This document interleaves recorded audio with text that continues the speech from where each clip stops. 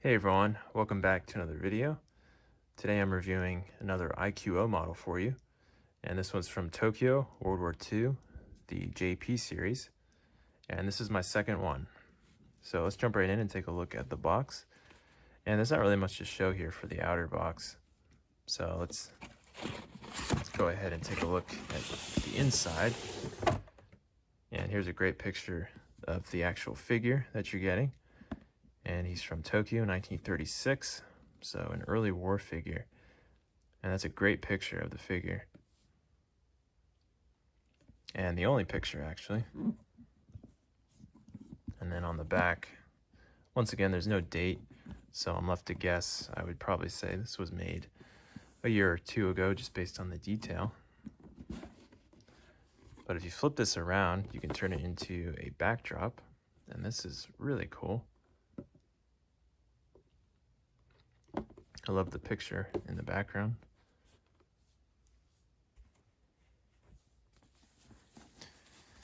Okay, and then inside, not really a whole lot here, but in total you get 5 sets of hands, which is really nice.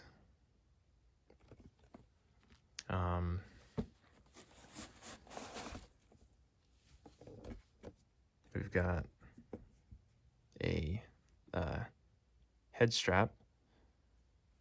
You can put that over his cap if you want, and then this is interesting. This actually goes crisscross over his chest, which I actually haven't tried that out yet, but I've seen pictures of that, and it looks pretty cool. And then there's also some extra collar patches if you want to put those on instead.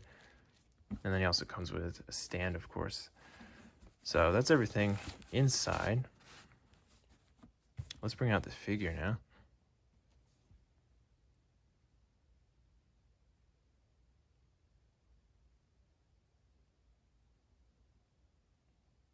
Okay, so here he is. This is a really impressive figure. I think I actually like this one better than the Philippines one that I got last month. He just looks really good.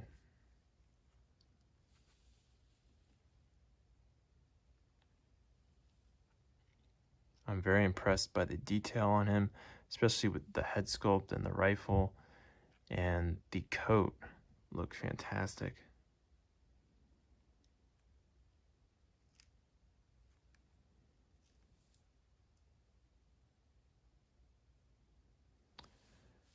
Okay, well, let's take a look at this rifle. And I'm trying to remember the name of this. I think it's a Arisaka Type 99 rifle. But this model is really impressive. This is made out of wood, and the other parts are metal, so it feels really good. Got a nice sling on there. Feels very tight and secure. And then you can cock this, and the sight pops up.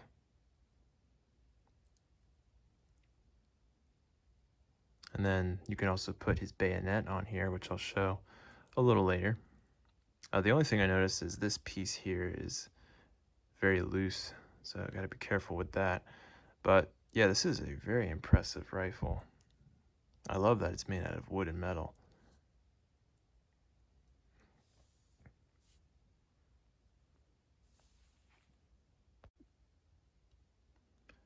Well, here he is actually holding the rifle. I had to swap out his hands in order to do that, and that looks really good. He holds it very well. Now, you've probably already noticed, but the hand coloring is actually different than the head sculpt coloring, which, I'll be honest, it really drives me crazy to see that. I'm not sure what happened there. But besides that fact, they are really good hand models. Like I said, he holds the rifle very well. But it's unfortunate that the coloring's different. So for that reason, I'll probably stick with the gloved hands, which you do have to put the gloves on yourself. And the gloves fit on really nice, actually. And these are bendable hands, so you can shape and mold them however you want. but I'll probably stick with these just because of the coloring issue. And also I really like how that looks with the gloves.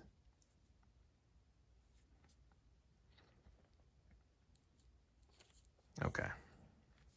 Let me take the rifle out. Well, actually, you know what? Before I do that, sorry. Let me pull out his bayonet here.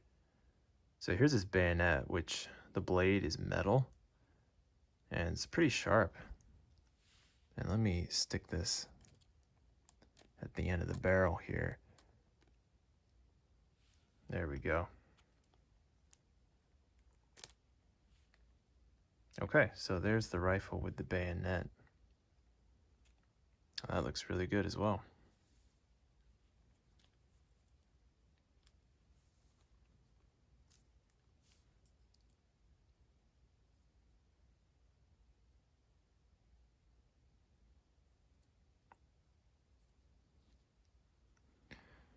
All right, moving on, let's take a look at this head sculpt and the cap. Now the cap, I really, really love. It fits perfectly on his head and it just looks really good. And they provide you with two, I don't know what you would call this, insignia, I guess. They give you two, and the one on the box is this one. And unfortunately, while I was trying to glue that on, I actually dropped it down the sink, which I was really, really upset about that. But thankfully they do give you another one, and this one's just a star. But I was really thankful that they give you two different ones, because I would have been really upset about that. Even though you probably can find a replacement somewhere for pretty cheap, but still, not a happy day when something like that happens.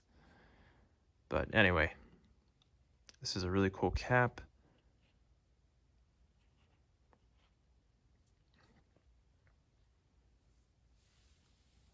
And then here's the head sculpt, which is also very impressive. Great detailing, super lifelike.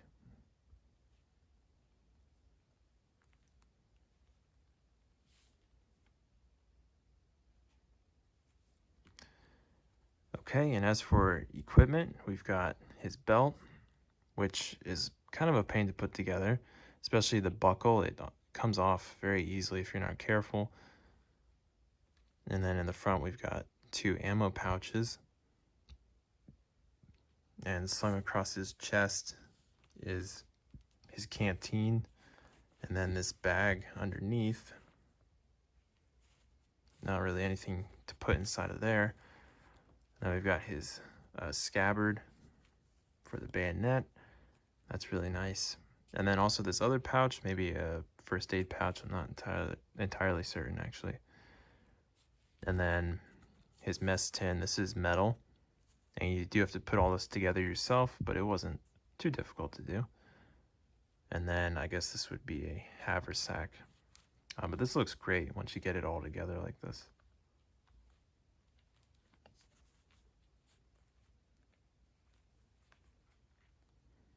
Now, like I said earlier, I really love his coat. This is one of my favorite parts about this figure. The quality is fantastic, and it just fits perfectly onto the figure.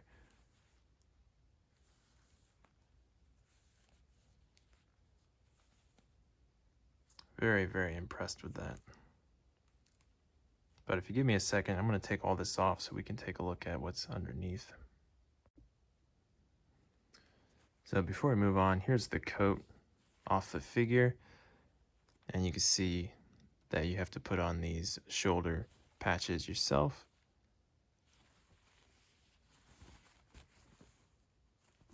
All right.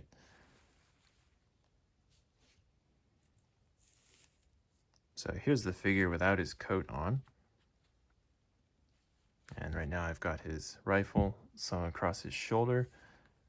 That makes for a really nice pose.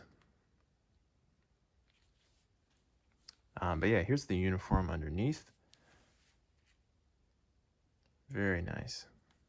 And once again, here are some more patches that you have to put on yourself. We've got the ones on the shoulders and then the collar patches.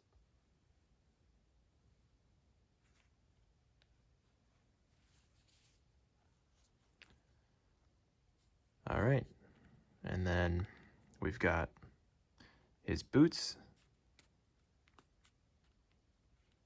and the leg wraps that you have to do yourself, which isn't too hard to do.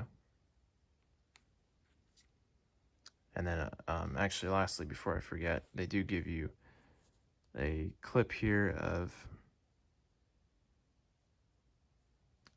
bullets.